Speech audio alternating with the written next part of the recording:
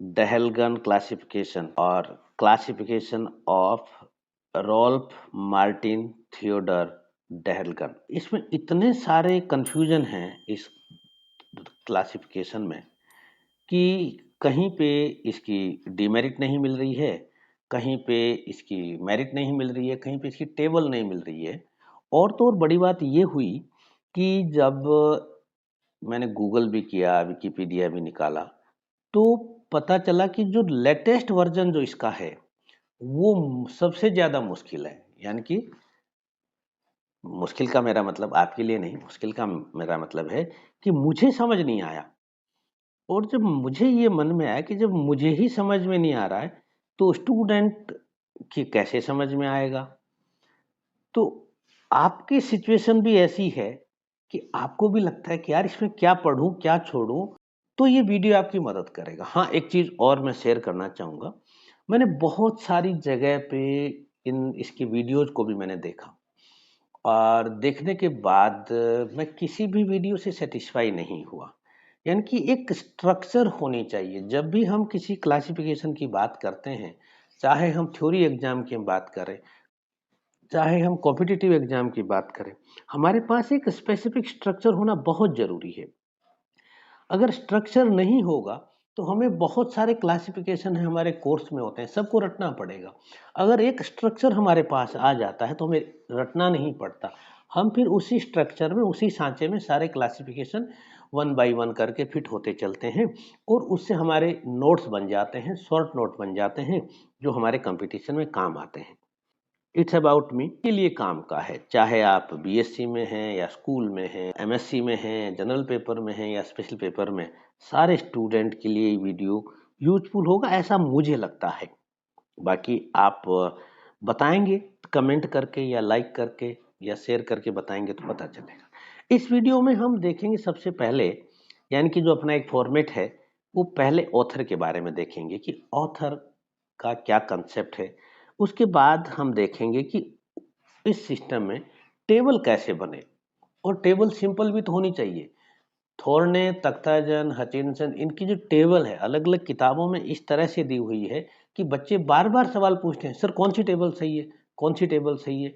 इसलिए I recommend कि आप अपने तरीके से टेबल बनाएं, क्योंकि जो भी क्लासिफिकेशन है वो आपसे ये उम्मीद करता है कि आपको उस क्लासिफिकेशन का कंसेप्ट समझ में आ जाए। यानी कि उन्होंने एंजियोस्पर्म को या सीड प्लांट को, जिनको इन्होंने डिवाइड किया है, उनको किस प्रकार से डिवाइड किया, यानी कि हायर टेक्सा कौन सा है और लोअर टेक्सा कौन सा, यानी कि जो हायरार्की का जो पैटर्न है वो रिफ्लेक्ट होता है किसी भी वर्गीकरण की टेबल में। फिर हमें आउटलाइन पता होनी चाहिए और फिर मेरिट और डीमेरिट का हमें मालूम होना चाहिए। देखते हैं वन बाय वन करके। इसमें सबसे पहले हम आ जाते हैं अबाउट ऑथर।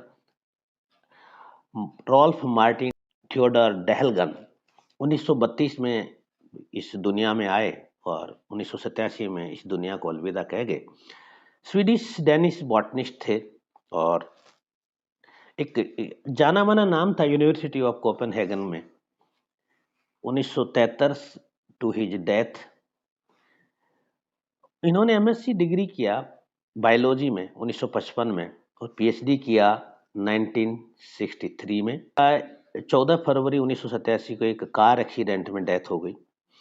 1973 में जब ये प्रोफेसर बने और प्रोफेसर बनने के साथ ही इन्होंने ही developed his system of angiosperm classification, यानी कि एंजियोस्पर्म क्लासिफिकेशन सिस्टम उन्होंने डेवलप किया based on many more characters simultaneously than previous system. यानी कि उस समय तक 73 पे पहले जो वर्गीकरण थे उनमें उन्होंने जो पैरामीटर्स काम में लिए थे, कैरेक्टर काम में, उनके अलावा उन्होंने कुछ और कैरेक्टर भी काम में लिए।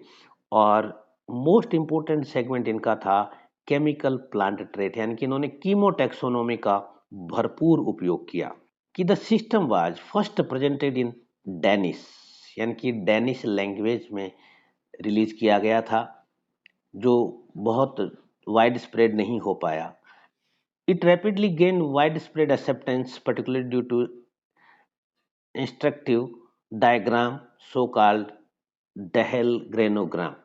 इनकी जो पॉपुलैरिटी का रीजन जो था कि वो डेहेलग्रेनोग्राम जो इन्होंने बनाए, यानी कि सिंपल समझो कि जो फाइलोजेनेटिक ट्री बनाते हैं, ट्री के अंदर जो ब्रांचेज होती है, जो बबल्स होते हैं, उसके अकॉर्डिंग ये पॉपुलर हुए। His work on family circumscription in the monocotyledon has had profound influence with into molecular age, यानी कि इनका मोनोकोट पे बड़ा कमांड है, मोनोकोट पे बहुत अच्छा एक्सपर्ट माने जाते हैं। और 1986 के अंदर रिवार्ड के रूप में ये royal Swedish academy of science के मेंबर बने। और इनका जो स्टैंडर्ड एब्रीविएशन है वो आर डेहलगर्न है, लंबा है, आर डेहलगर्न इनका एब्रीविएशन है, आप जहां भी देखेंगे। और the South African monotypic plant genus Dahlgrenodendron ये इनके सम्मान में रखा गया है। इसकी आउटलाइन देखें, आउटलाइन में क्या है। One of the modern system of plant taxonomy, उस समय तक का मॉडर्न माना जाता है। Dahlgren system was published by monocot specialist Rolf Dahlgren, इनको मोनोकोट स्पेशलिस्ट बोला जाता है, 1975 के अंदर, फिर 1977 के अंदर और 1980 के अंदर। उसके बाद he is best known for his two treatises on monocotyledon in 1982 और 1985। और his wife Dehelgan, Gertrude Dehelgan, continued the work after his death। ये 1980 का सिस्टम है। 1980 के सिस्टम में क्या किया उन्होंने, इन्होंने जो मैग्नोलियोप्सिडा वर्ग बनाया क्लास, और जिसमें एंजियोस्पर्म को रखा, यानी कि फ्लावरिंग प्लांट को रखा, यानी कि केवल एंजियोस्पर्म को। सब क्लास बनाई मैग्नोलिडी और लिलिडी, मैग्नोलिडी और लिलिडी। मैग्नोलिडी का मतलब है डाइकोट, कौन से डाइकोट, बैंथम हुकर वाले डाइकोट। और लिलिडी का मतलब है मोनोकोट, कौन से, बैंथम हुकर के मोनोकोट। और इन्होंने डाइकोट यानी कि मैग्नोलिडी को 24 सुपर ऑर्डर, 80 ऑर्डर और 346 फैमिली में बनाया। और मोनोकोट यानी कि लिलिडी को 7 सुपर ऑर्डर, 26 ऑर्डर और 92 फैमिलीज में इनको रखा। फिर जो 1982 का सिस्टम है, इसमें इन्होंने क्या किया, मोनोकोट को 6 सुपर ऑर्डर में बनाया, यहाँ पे 7 हैं, फिर यहाँ 6 हैं। और 85 के अंदर इन्हीं मोनोकोट को यानी कि लिलिडी को 10 सुपर ऑर्डर में बना दिया।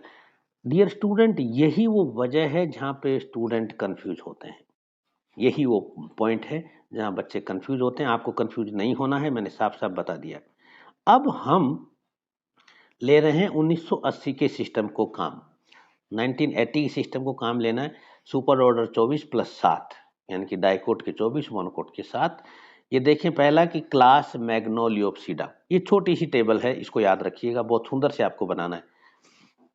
क्लास मैग्नोलियोप्सिडा यानी कि सारे एंजियो, जिम्नोस्पर्म इसमें शामिल नहीं है, इसमें जिम्नोस्पर्म शामिल नहीं है। और इस क्लास मैग्नोलियोप्सिडा को 2 सब क्लास में बांटा, ये सब क्लास लिखा हुआ, एक क्लास, एक सब क्लास ये और दूसरी सब क्लास ये, मैग्नोलिडी और लिलिडी। मैग्नोलिडी के अंदर ये 24 सुपर ऑर्डर बनाए, और ये यहाँ पे मैंने 24 सुपर ऑर्डर के नाम लिखे हैं। आप इसको इस तरह से यहाँ से आप स्क्रीनशॉट ले सकते हैं अभी यहाँ से, ठीक है, यहाँ से आप स्क्रीनशॉट ले लें। और अगर सवाल है कि लिखोगे कैसे, अगर आप समय कम है तो लिख दें, खाली पहला लिख दें और लास्ट का लिख दें, बस 2 लिख देंगे सफिशिएंट है, आपका काम हो जाएगा।